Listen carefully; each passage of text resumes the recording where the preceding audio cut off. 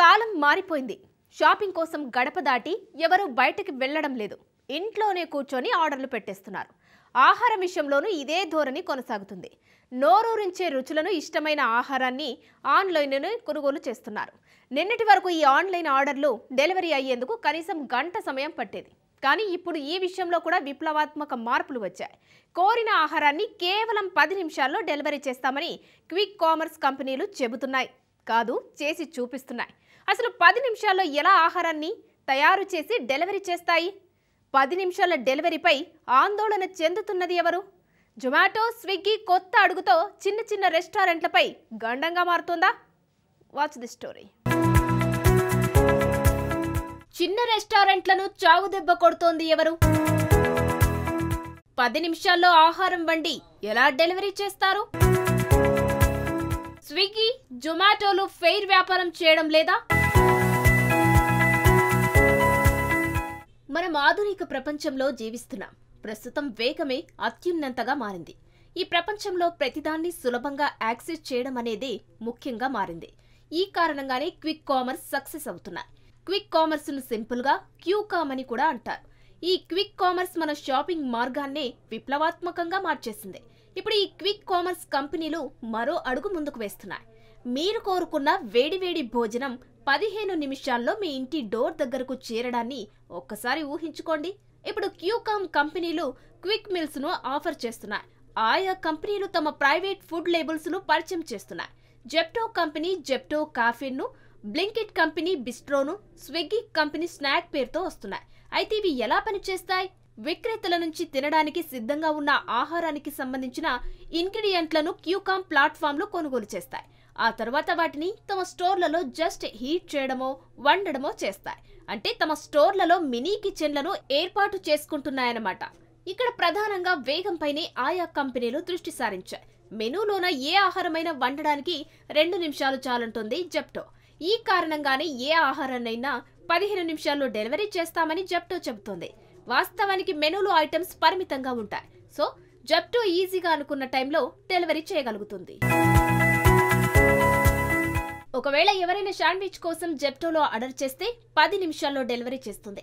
అంటే అదే శాండ్విచ్ మనం తయారు చేసేలోపు జెప్టో అందిస్తుందన్నమాట. అదే క్విక్ కామర్స్ మార్కెట్ స్ట్రాటజీ. బిజీగా ఉండే వ్యక్తులు ఎక్కువగా ఇలాంటి సౌలభ్యాలకు ఆసక్తి చూపుతున్నారు.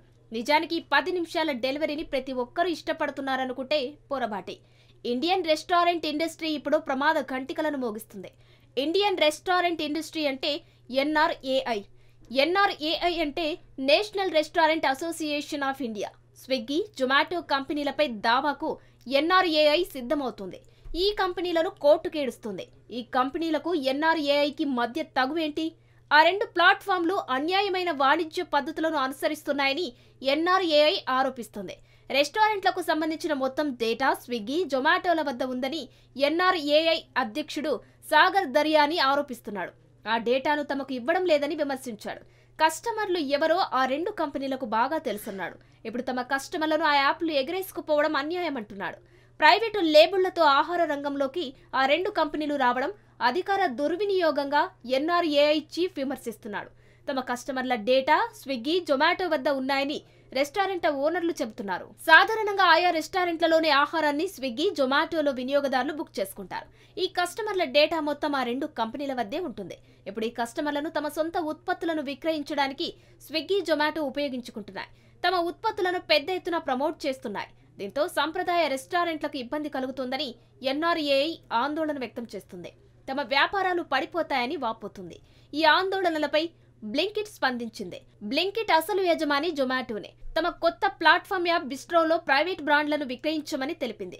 ఇది పూర్తిగా స్వతంత్రంగా ఉంటుందని, జొమాటో డేటాను ఉపయోగించుకుందని వివరించింది. అయితే ఈ ప్లాట్ఫామ్లు విమర్శలను ఎదుర్కొనడం కొత్తేమీ కాదు. పోటీ చట్టాలను జొమాటో, స్విగ్గీ ఉల్లంఘిస్తున్నాయని 2022లో అదే రెస్టారెంట్ల అసోసియేషన్లో ఆరోపించింది.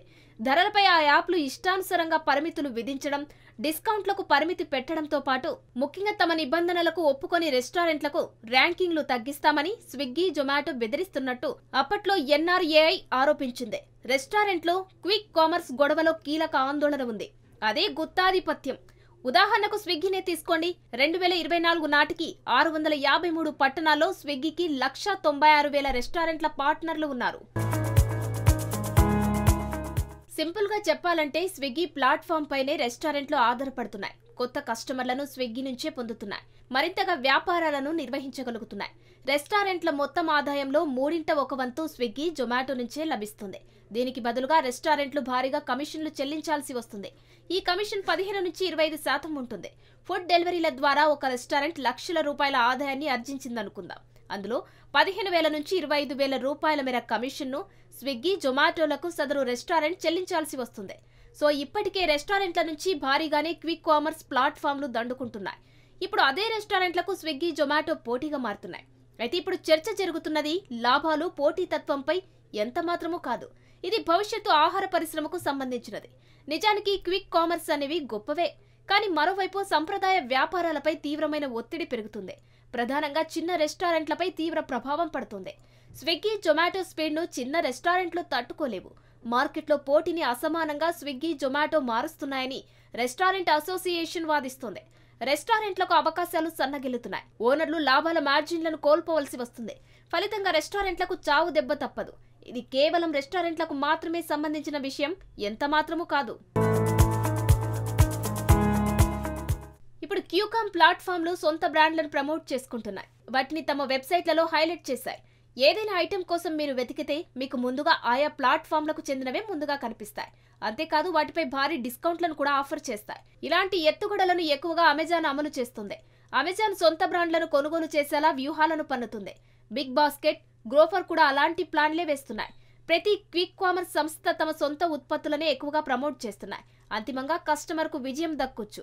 ఎందుకంటే 10 నుంచి 15 నిమిషాల్లో వేడివేడి ఆహారం లభించడం అద్భుతంగా అనిపిస్తుంది.